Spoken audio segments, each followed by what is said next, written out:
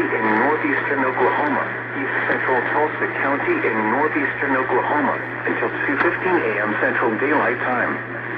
At 9:46 p.m. Central Daylight Time, trained weather spotters reported thunderstorms producing heavy rain across the warned area. Between 1 and 3 inches of rain have fallen. Additional rainfall amounts of 0.5 to 1.5 inches are possible in the warned area. Flash flooding is ongoing or expected to begin shortly. Expected hazards include flash flooding caused by thunderstorms. Source: trained spotters reported.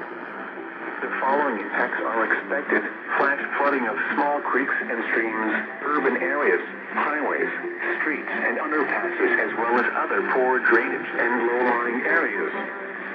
Some locations that will experience flash flooding include Tulsa, Tawasso, Catoosa, Sperry, Tulsa International Airport, Turley, Turnaround.